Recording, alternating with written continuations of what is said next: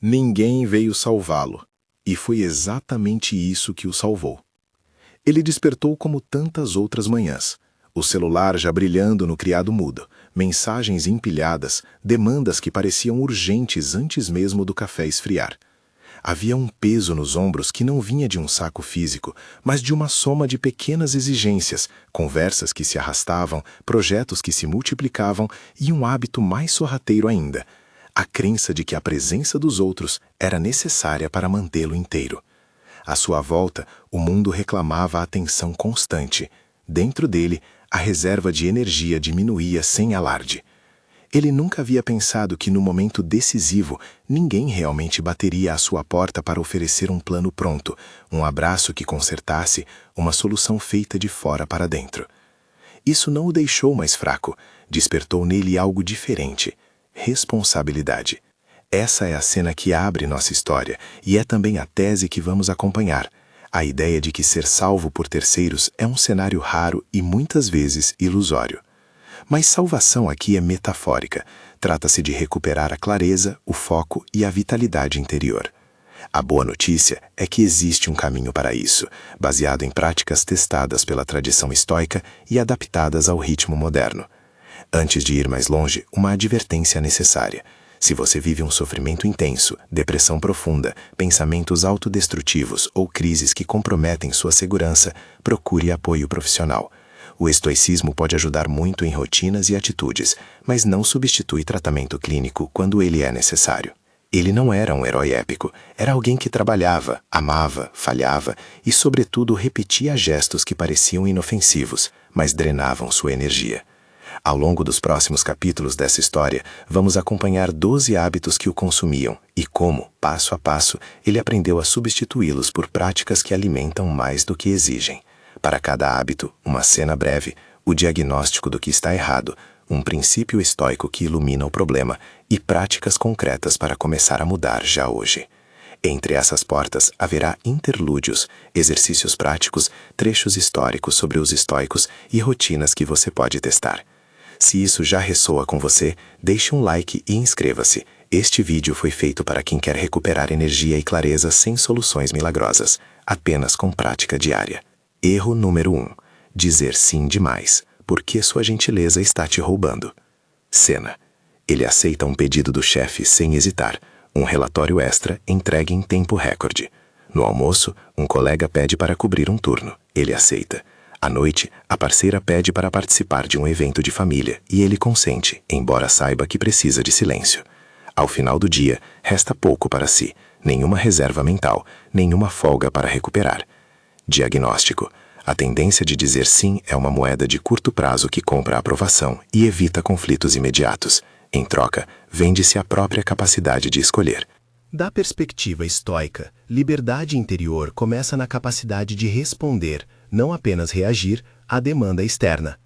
Epicteto lembrava que nem sempre controlamos as circunstâncias, mas sempre controlamos nossos julgamentos sobre elas. Dizer sim sem avaliar equivale a transferir a agência para o outro. Prática aplicada. 1. Script de 3 frases para dizer não com firmeza e sem culpa. Agradeço por pensar em mim. Neste momento não consigo me comprometer. Posso ajudar de outra forma mais tarde? Curto, honesto e oferece alternativa. Regra de pré-commitment. Antes de aceitar, espere 10 minutos. Use esse tempo para checar se a solicitação entra em conflito com seu essencial do dia. Diário de limites. Anote 3 situações em que disse sim por impulso e que te custaram energia. Reescreva cada cena com uma resposta alternativa. Mini desafio. Hoje, diga não a uma solicitação que você normalmente aceitaria. Observe a sensação no corpo. Testemunho breve. João, um gerente de produto, começou dizendo não a um pedido de última hora do time. Foram 2 minutos difíceis, algumas desculpas internas e depois alívio. Não foi rejeição universal. Ao contrário, a clareza de limites fez com que o time ajustasse prazos e reconhecesse prioridades. Erro número 2. Viver explicando demais. A fala como fuga da responsabilidade interna. Cena. Depois de um desentendimento no trabalho, ele sentiu a necessidade de justificar cada ponto. As mensagens se multiplicaram, longas explicações, defesas e tentativas de convencer o outro sobre sua boa intenção. Cada palavra parecia aliviar um pouco a pressão, mas também prolongava o contato mental com o conflito. Diagnóstico. Explicar-se demais é buscar validação externa para restaurar a própria narrativa. É um gasto de recursos interno que raramente altera o estado alheio. Marco Aurélio, ao tratar da arte de viver, sugeria que somos responsáveis por nossas ações, não pelas opiniões alheias. Explanar em excesso é postura reativa, que anula silêncio e introspecção, fontes estoicas de força. Prática aplicada. 1. Técnica do silêncio protetor. Quando sentir a vontade de explicar, respire 3 vezes e escreva uma frase no caderno antes de responder. Isso desacelera e cria espaço entre impulso e ação. Regra do 1 parágrafo. Sempre que for responder algo que te incomoda, limite-se a 1 parágrafo escrito. A forma reduz a repetição e a defensividade. Teste de utilidade. Pergunte-se se a explicação é para consertar algo, acalmar seu ego ou manipular a percepção alheia. Se não for construtiva, opte pelo silêncio. Mini desafio. Nas próximas 24 horas, quando quiser explicar algo, primeiro escreva mentalmente a resposta e conte até 5. Testemunho breve. Clara, professora, descobriu que reduzir explicações melhorou sua disponibilidade mental. Antes ela gastava 30% do tempo tentando convencer. Agora usa esse tempo para preparar aulas mais objetivas. Erro número 3. Procrastinar. O ladrão silencioso da energia e da moral. Cena. Ele abre a caixa de entrada e evita começar o projeto importante. Procura respostas fáceis. Redes sociais, um café, arrumar a gaveta. As horas passam, a ansiedade cresce. O projeto ganha uma energia própria, hostil. Diagnóstico. Procrastinação não é apenas desorganização. É um conflito entre desejo de conforto imediato e valor longo prazo. Sêneca, em suas cartas, advertia sobre o tempo, que adiado é tempo perdido. Para os estoicos, a vida é feita de ações presentes, que moldam o caráter. Adiar é permitir que o caráter seja dominado por impulsos. Prática aplicada. 1. Técnica Pomodoro adaptada. 25 minutos focados, 5 minutos de descanso. Antes de cada bloco, escreva a primeira pequena ação. Por exemplo, abrir o documento e escrever o título. 2. Regra dos 2 minutos. Se uma tarefa leva menos de 2 minutos, faça imediatamente. Isso reduz acúmulo e cria inércia produtiva. 3. Micro-objetivos visíveis. Escreva 3 metas para o dia que são alcançáveis e que alinhem com o seu maior projeto. Rabiscar o primeiro item gera impulso. Mini desafio. Escolha uma tarefa que você evita e dedique 25 minutos ininterruptos a ela, agora. Testemunho breve. Marcos, tradutor, enfrentava blocos imensos antes de aplicar regra dos 2 minutos. Começar com a primeira frase tornou o resto mais natural. Interlúdio, silêncio e respiração, restaurando o limite entre você e o mundo. Feche os olhos por um momento. Imagine sua mente como um templo, onde chegam visitantes. Alguns entram e saem. Outros insistem em morar ali. O silêncio não é vazio, é estrutura. Um exercício simples para recuperar energia. Sente-se por 5 minutos, respire profundamente e observe sem julgar os pensamentos que aparecem. Conte até 4 na inspiração. Segure 2 tempos curtos. Expire contando 4. Repita 5 vezes. Não espere que a mente se torne vazia. Apenas registre. Esse ato habitual cria um ponto de ancoragem para quando a vida pedir mais de você. Erro 4. Conviver com negatividade. A voz ao redor altera sua cor interior. Cena. Ele trabalha com alguém que sempre encontra o lado ruim das ideias. No almoço, o amigo critica projetos alheios, infla dramas e puxa conversas que drenam. Ele volta ao escritório com a energia sem cor, como se tivesse absorvido uma nuvem densa. Diagnóstico. As pessoas ao redor funcionam como filtros. O estoicismo ensina que, embora não possamos controlar todo mundo, podemos escolher quem alimenta nosso campo. Marco Aurélio escreveu sobre o círculo íntimo e a importância de evitar companhias que envenenem as emoções. Negatividade repetida condiciona respostas automáticas, pensamentos cínicos, irritabilidade e fadiga. Prática aplicada. 1. Inventário social. Faça uma lista das 5 pessoas com quem mais conversa e avalie o impacto delas em sua energia. Positivo, neutro, negativo. Estratégia de distância cordial. Para relações necessárias, minimize o tempo de exposição. Use perguntas fechadas e temas neutros para limitar o espaço de influência emocional. 3. Cultive 2 relações nutridoras. Pessoas que lhe façam perguntas que ampliem perspectiva e que celebrem pequenos progressos. Mini desafio. Escolha uma conversa que você costuma ter com alguém negativo e teste um redirecionamento. Mude o assunto para algo prático e observável, como planos concretos, evitando lamentações. Testemunho breve. Ana deixou de frequentar um grupo semanal de reclamações e, em semanas, notou menos irritabilidade diante do trabalho. Não foi um corte de pessoas, foi um ajuste de frequência. Erro número 5. Falar demais sobre planos. O desperdício de energia que vem antes do esforço. Cena. Ele conta animado sobre uma grande ideia para 15 pessoas diferentes. Recebe elogios, conselhos, euforia e no dia seguinte perde parte do impulso de iniciar. A conversa satisfez a necessidade de aprovação e substituiu a ação. Diagnóstico. Contar planos prematuramente funciona como uma gratificação antecipada, produz validação social e reduz a vontade de executar. Epicteto alertava sobre a diferença entre intenção e ato. Intenção sem disciplina é ruído. Para manter energia, o estoico guarda projetos até que estejam prontos para sair do silêncio.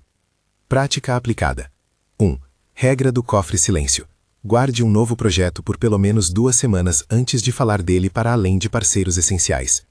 2. Plano de ação mínimo. Antes de compartilhar, responda a 3 perguntas no caderno. Por quê? Para quem? E qual é a primeira ação mensurável? 3. Feedback seletivo. Após as 2 semanas, compartilhe o plano com uma pessoa cujo julgamento é prático, não meramente emocional. Mini desafio. Escolha um projeto que você costuma expor e mantenha-o privado por 7 dias. Use o tempo para um rascunho de 3 ações concretas. Testemunho breve. Felipe notou que ao guardar um curso que queria criar, aumentou a qualidade do material. A falta de aplauso inicial serviu como combustível, não como freio. Erro número 6. Negligenciar corpo e sono. A base física da energia mental. Cena. Ele sacrifica horas de sono por tarefas menores, troca refeições por lanches rápidos e deixa o corpo inerte. À tarde sente fadiga profunda que não se resolve com café. Sua clareza diminui, a paciência escoa. Diagnóstico. O estoicismo sempre reconheceu o corpo como instrumento da alma. Não se trata de culto ao físico, mas de um reconhecimento prático. Sem sono, a resiliência cai. Marco Aurélio observou que cuidar do corpo é parte daquilo que nos permite exercer a razão. Negligenciar sono e alimentação é, portanto, uma economia falsa que cobra juros altos. Prática aplicada. 1. Regra das 90 noites. Comprometa-se por 90 noites a uma rotina de sono regular, horário de dormir e acordar estáveis, e acompanhe com um diário de sono. 2. Ritual antes de deitar. Desligue telas 45 minutos antes. Leia algo calmo. Observe respirações profundas e escreva 3 coisas que fizeram o dia menos pesado. Nutrição mínima prática. Inclua proteína em 2 refeições e água suficiente ao longo do dia. Pequenas melhorias constantes superam restrições extremas. Mini desafio. Hoje, ajuste o horário de dormir 15 minutos mais cedo e mantenha por 3 dias. Observe a diferença na manhã seguinte. Testemunho breve. Gabriela mudou seu horário de sono gradualmente e, em um mês, relatou melhor controle emocional e menor tendência a procrastinar. Interlúdio histórico. Por que os estoicos falavam tanto sobre o cotidiano? Sêneca, Epicteto e Marco Aurélio não eram teóricos distantes. Falavam da vida cotidiana, como acordar, como reagir a pequenas ofensas, como conviver com o chefe difícil. O estoicismo nasceu como uma prática para o dia a dia, uma arte de viver. Epicteto, nascido escravo, ensinava que a verdadeira liberdade é interior. Marco Aurélio, imperador, escrevia em seu diário sobre como manter a calma mesmo diante das maiores pressões. Esses exemplos mostram que a filosofia não é abstração, é um conjunto de ferramentas para transformar hábitos pequenos em fibra moral. Erro número 7. Aceitar dramas e fofocas. O custo de carregar narrativas alheias. Cena. Numa tarde, chega-lhe um telefonema inflamado. Você precisa ouvir isso. Um romance de intriga se desdobra. Ele escuta, toma partido, repassa mensagens, participa de um grupo de WhatsApp onde o drama vira entretenimento. Ao final, uma sensação pesada, como se tivesse carregado uma troca emocional que não lhe pertencia. Diagnóstico. Histórias carregadas de drama prendem a atenção e produzem dopamina pela novidade, mas também sugam energia, desviando o foco do que é vivo e prático. Para o estoico, atender ao drama alheio é aceitar uma narrativa que não contribui para a virtude, isto é, para o que realmente importa na sua ação. A escolha de engajar em fofocas é uma escolha de destino, onde vai gastar seus recursos. Prática aplicada. 1. Teste da propriedade. Antes de se envolver, pergunte: isso me pertence? Isso me ajuda a agir bem? Se não, recusar o engajamento. 2. Política de conversas. Estabeleça um padrão pessoal para grupos e conversas, por exemplo, sem encaminhamentos de fofocas, temas práticos ou silêncio. 3. Técnica do resumo em uma frase. Quando alguém iniciar um drama, peça para resumir o ponto em uma frase clara. Se não houver, decline continuar. Mini desafio. Identifique uma mensagem de drama que você recebeu e não reencaminhe. Observe a redução de ruído mental. Testemunho breve. Rafael deixou de participar de um grupo que repetia boatos e notou que sua ansiedade reduziu. Ele não se tornou indiferente, ficou seletivo. Erro número 8.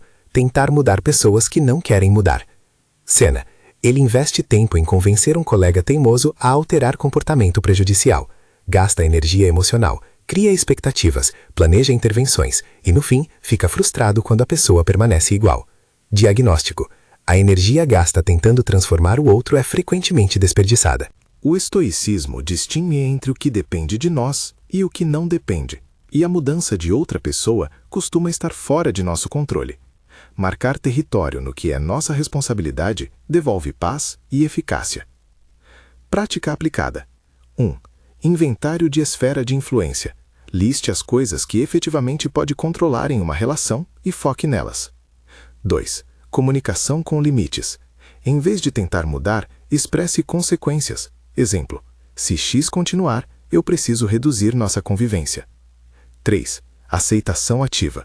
Reconheça que mudança é possível, mas não sua obrigação. Faça intervenções quando precisas, não para transformar o outro. Mini desafio. Diante de alguém que resiste, proponha uma consequência prática, não uma sessão de convencimento. Testemunho breve. Marina parou de tentar consertar o irmão e passou a estabelecer horários de visita mais saudáveis. A relação ficou mais estável. Erro 9. Conversas vazias. O custo do superficial para a profundidade interior. Cena. Ele troca frases no elevador, fala de clima e séries na maioria das horas, evita a conversa significativa por medo de vulnerabilidade. Ao anoitecer, sente que a vida perdeu um pouco de espessura.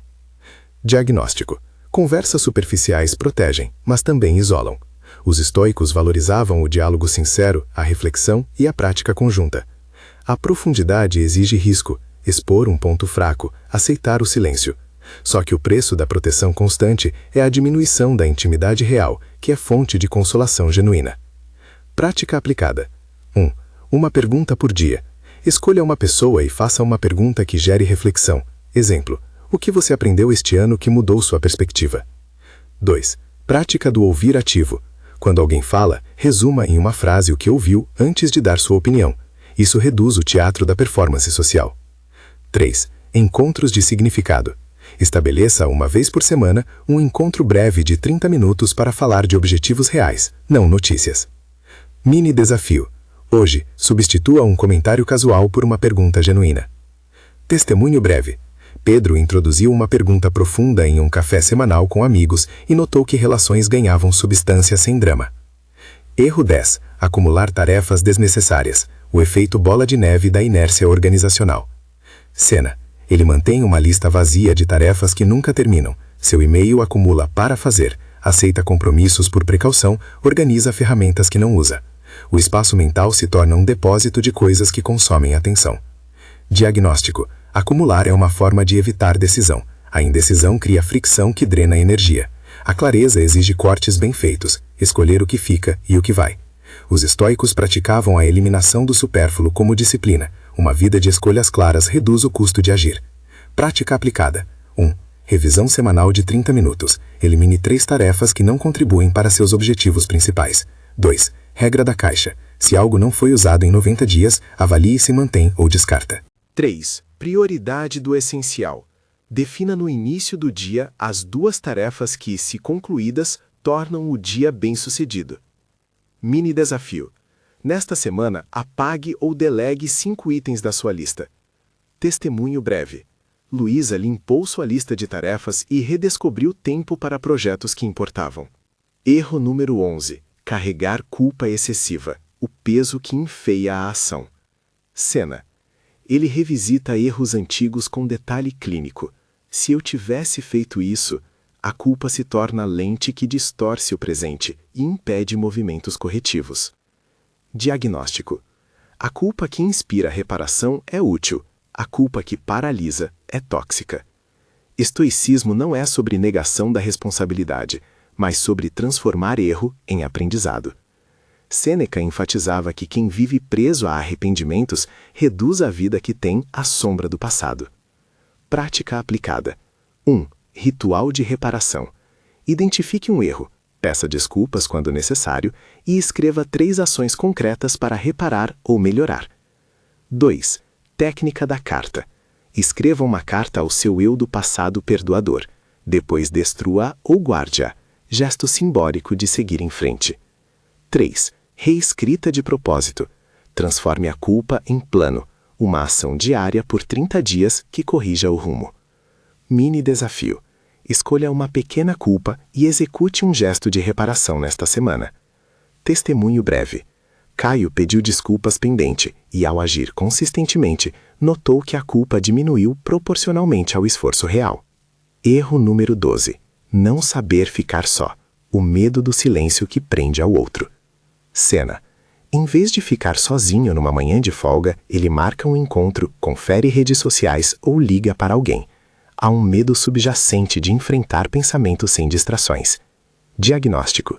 Estar só não é sinônimo de isolamento. É uma oportunidade para conversão interior. Os estoicos cultivavam a solitude como treino. Sem companhia constante, você descobre seus pensamentos, desejos e medos. Fugir demais da solidão é fugir de si mesmo. Prática aplicada. 1. Mini retiro semanal. Reserve 1 hora por semana apenas para estar sozinho, sem telas, sem obrigações. Caminhe, escreva, observe. 2. Diário estoico.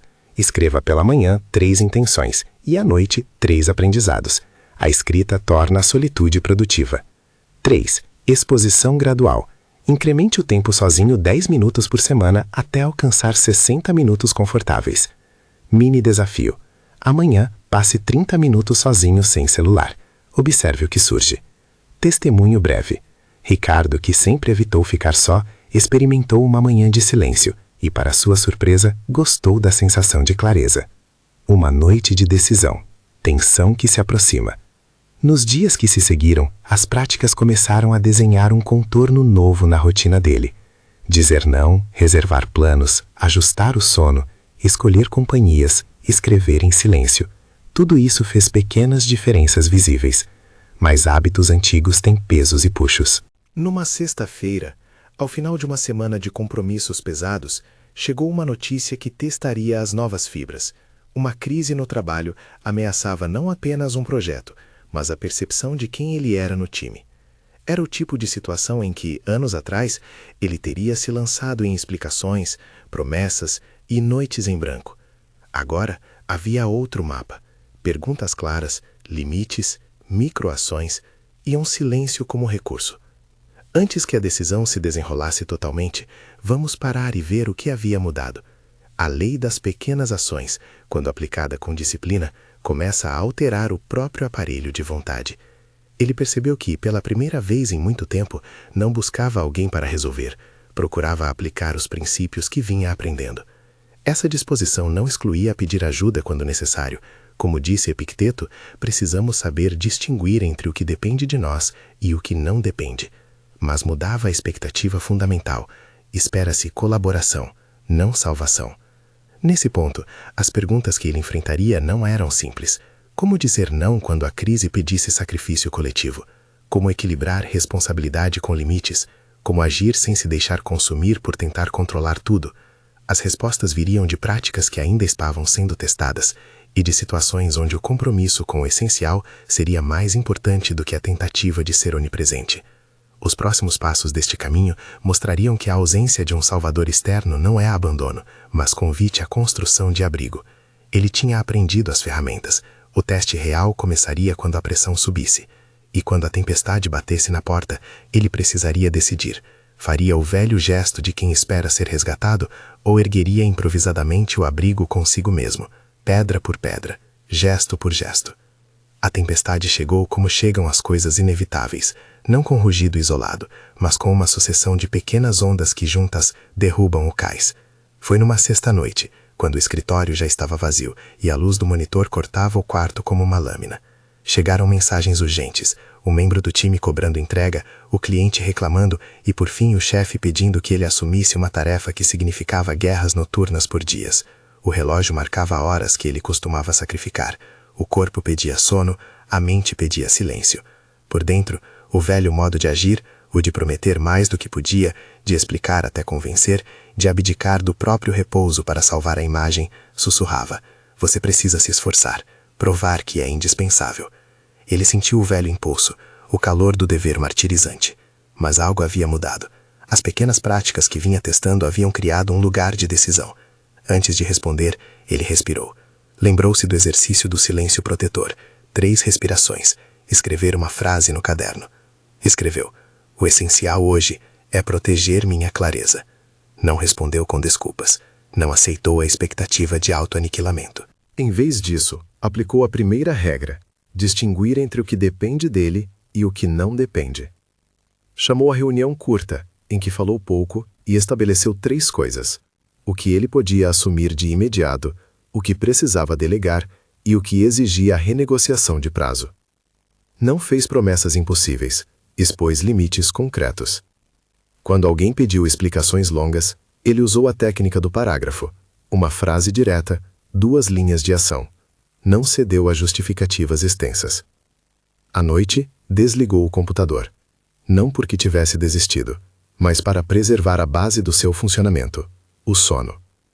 A crise não evaporou por mágica. Alguns colegas resmungaram, o cliente ficou impaciente, o esforço coletivo precisou de reacomodações. Mas com passos pequenos e coerentes, o trabalho seguiu sem que ele se consumisse. Mais importante, ele resistiu ao padrão que o levava a gastar reservas por medo de perder a aprovação. Não foi um salvamento externo, foi uma construção prática de abrigo, e isso fez toda a diferença. A sensação que veio depois não foi triunfalismo, mas uma calma prática. Sabia que poderia agir por etapas, que a responsabilidade assumida com limites é mais eficaz que o martírio performático. Nessa noite, as teorias deixaram de ser meras frases e se tornaram ferramentas. Epicteto, segundo a tradição, dizia que aquilo que nos perturba não são as coisas, mas nossas opiniões sobre elas. Marco Aurélio insistia que devemos olhar para os pensamentos como quem examina um objeto estranho. O que ele fez foi exatamente isso. Examinou a tempestade como fato e separou o que dependia dele, suas escolhas, do que não dependia, as reações alheias. O gesto foi simples e ainda assim revolucionário. Não havia herói vindo ao resgate. Havia um homem que aprendeu a mover pedras com as próprias mãos. Os dias que se seguiram não foram lineares. Haveria recuos, testes e deslizes. Em uma terça, ele cedeu à tentação de explicar demais. Numa quinta, aceitou um compromisso por impulso. O progresso não foi isento de tropeços, mas as quedas deixavam menos estrago, porque agora tinham antídotos previstos, regras de demora, scripts de não, rituais de sono, rotinas de revisão semanal. Cada erro revelava uma fissura que as práticas podiam selar. A verdadeira mudança, aprendeu ele, não se dá de uma vez. É uma acumulação. Um gesto, outro gesto, até que o contorno do abrigo se torne sólido. É importante dizer aqui, com calma, esses procedimentos não substituem ajuda profissional quando ela é necessária. Se o cansaço é profundo, se pensamentos de dano próprio surgem, se a vida parece bloquear-se em vertigem, procurar um profissional é ato de coragem e responsabilidade. O estoicismo oferece ferramentas para o cotidiano, não é remédio único para crises clínicas. Ao longo das próximas semanas, ele sistematizou rotinas. A manhã ganhou um ritual enxuto. Ao despertar, 3 respirações profundas, anotar 3 intenções que pudessem ser medidas até o fim do dia e 15 minutos de trabalho profundo na tarefa mais relevante. À noite ganhou um ritual de desligamento. Telas reduzidas, leitura breve, escrever 3 aprendizados do dia e 3 motivos para não carregar culpa. Essa arquitetura simples gerou mais estabilidade do que quaisquer promessas grandiosas. Intercalado com sua prática, houve momentos de estudo e contextualização. Ele releu trechos de Marco Aurélio e Epicteto, não como dogma, mas como companhia. Marco Aurélio disse em suas meditações que a felicidade da sua vida depende da qualidade dos seus pensamentos. Epicteto afirmou que devemos atentar ao que está em nosso poder. Sêneca levou isso ao cotidiano, advertia contra o adiamento da vida. Essas frases, lidas com atenção prática, serviram como âncoras quando o mundo queria puxá-lo para o lado contrário. Para quem procura entender melhor as vozes que orientaram sua transformação, duas pequenas narrativas ajudam a situar a filosofia responsável por esse modo de viver. Epicteto nasceu escravo, e apesar de não poder controlar muitas circunstâncias externas, descobriu que podia governar suas reações. Seu ensino foi simples e radical. Identifique o que depende de você e ocupe-se disso. Marco Aurélio, imperador, convivia com pressões que poucos poderiam imaginar, e mesmo assim escreveu em seu diário notas sobre a necessidade de não ser dominado por vaidades e paixões. Sêneca, por sua vez, foi um homem público que insistiu na ideia de que a vida se perde em pequenos descuidos. Esses caminhos diferentes convergem num ponto prático. A disciplina interior protege e orienta a ação no mundo. Com as bases mais consolidadas, ele passou a testar intervenções mais organizadas. Decidiu instituir uma revisão semanal rigorosa, feita sempre no sábado pela manhã. Sentava-se com o caderno, listava compromissos, perguntava-se: isto é necessário? Isto é bom? Irá me aproximar do que considero essencial? Cortava 3 atividades por semana que não contribuíam. Aplicou a regra dos 90 dias para objetos e projetos. Aquilo que não havia sido usado ou revisado em 90 dias era descartado ou delegado. O efeito foi imediato. Menos ruído mental, mais clareza decisória. Em termos práticos, ele estruturou um plano de 30 dias, que funcionaria como um experimento, uma forma de testar se as pequenas ações acumuladas geravam mudança real.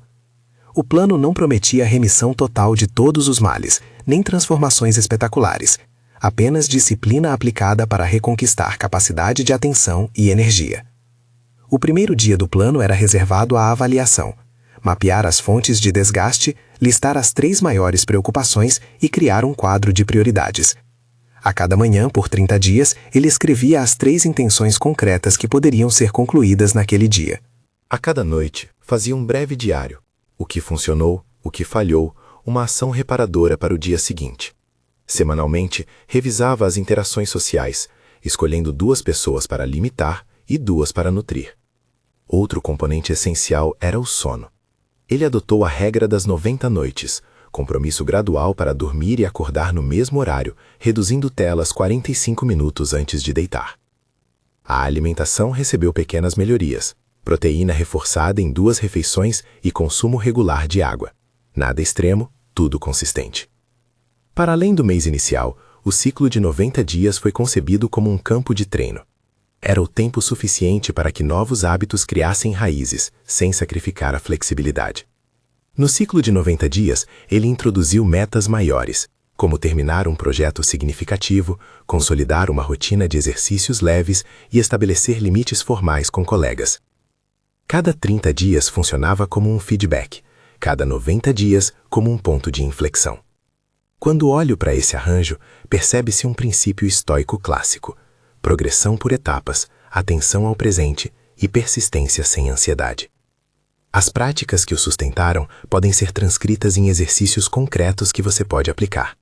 Um deles é o exercício diário do guardador de planos. Quando surgir uma ideia nova, não a publique nem a compartilhe, por pelo menos 2 semanas. Durante esse tempo, escreva uma versão concisa do projeto e uma primeira ação mensurável.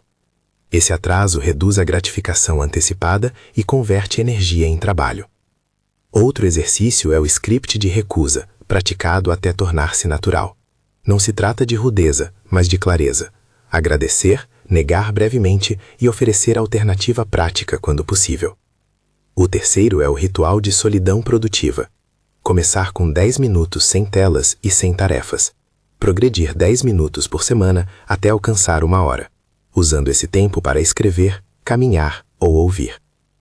Houve também momentos em que precisou reaprender a compaixão consigo mesmo. Quando caiu em velhos padrões, ao invés de se culpar, registrava o episódio e aplicava um ritual de reparação. Pedir desculpas, ajustar um comportamento e anotar no diário o aprendizado. Essa reestruturação transformou a culpa paralisante em combustível para a ação corretiva. Sêneca lembra que a virtude não é a ausência de erro, mas a capacidade de corrigir o curso. À medida que consolidava hábitos, percebeu outra transformação sutil. A qualidade das conversas mudou. Em vez de multiplicar relatos superficiais, passou a reservar espaços de profundidade. Uma vez por semana, marcava um encontro de 30 minutos com um amigo ou parceira para falar de objetivos reais. Em vez de drama, buscava clareza.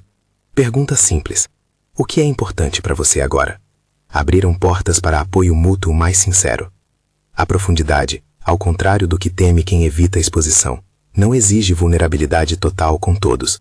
Exige vulnerabilidade com alguns. O ápice do processo veio meses depois, numa outra crise, desta vez pessoal. Um projeto externo que ele considerava emblemático fracassou. A notícia caiu como uma lâmina. Houve vergonha, medo do julgamento e vontade de correr para consertar tudo. Velhos impulsos queriam longas explicações e promessas de redenção. Ele respirou, fez o inventário de esfera de influência e assumiu o que podia. Pedir desculpas públicas quando necessário, oferecer soluções práticas para o impacto causado e delegar tarefas para não se sobrecarregar com uma tentativa de consertar tudo sozinho. Ao mesmo tempo, negou-se a ser tragado pela culpa infinita. Em vez de tentar salvar a reputação por meio de autoaniquilação, adotou medidas corretivas concretas, replanejou entregas, abriu comunicação sintética com stakeholders e descansou o suficiente para manter a eficácia. Os efeitos foram surpreendentemente serenos. A vulnerabilidade bem administrada trouxe respeito e reduziu a tendência coletiva de esperar que ele se consumisse. Alguns o criticaram, outros reconheceram a postura. O que se tornou claro foi que a ausência de um salvador externo não era abandono, mas oportunidade para estabelecer normas de ação que dispensassem heróis. Essa autonomia relacional, não confundir autossuficiência com isolamento, mudou o tom de suas relações profissionais e pessoais. Para quem busca seguir um roteiro prático inspirado por essa trajetória, seguem 5 exercícios guiados que podem ser praticados agora mesmo, descritos passo a passo. O primeiro exercício é o diário estoico matinal e noturno. Pela manhã, anote em poucas linhas 3 intenções mensuráveis, algo que você fará e que possa arriscar ao fim do dia. À noite, escreva 3 aprendizados e uma ação de reparação, se houver alguma. A regularidade transforma a intenção em hábito. O segundo é a regra dos 2 minutos. Se algo ocupa menos de 2 minutos, faça agora. Essa técnica gera inércia produtiva e reduz a sensação de lista infinita. O terceiro é o script de recusa. Treine dizer em voz alta 3 variações de não com agradecimento e alternativa. Pratica até soar natural. O quarto é a técnica de iniciar sem vontade. Antes de começar uma tarefa, prometa a si mesmo apenas 5 minutos de esforço ininterrupto. Muitas vezes, os primeiros 5 minutos desbloqueiam o restante. O quinto é a limpeza semanal. Reserve 30 minutos no sábado para eliminar 3 tarefas irrelevantes, revisar compromissos e cuidar de pequenos processos de delegação. Além dos exercícios, ele criou um roteiro claro para semanas de trabalho, uma rotina que pode ser adaptada por qualquer pessoa. Ao amanhecer, bloqueios de trabalho profundo, 60 a 90 minutos na tarefa mais importante, sem notificações. Meio-dia, pausa longa de alimentação e pequena caminhada. Tarde, blocos de 25 minutos para tarefas administrativas intercalados por pausas. No fim do dia, encerramento com revisão de questões pendentes e anotação das 3 intenções para o dia seguinte. Semana a semana. Uma revisão maior para cortar o supérfluo e realocar energia. Esse desenho reduz o efeito bola de neve e cria espaço mental para escolhas estratégicas. Perguntas surgem com frequência quando alguém começa a aplicar práticas estoicas na vida moderna. Aqui vão algumas respostas que ele próprio usou para se orientar. E se eu trabalho num ambiente em que dizer não parece perigoso? A resposta é: escolha a forma e o momento.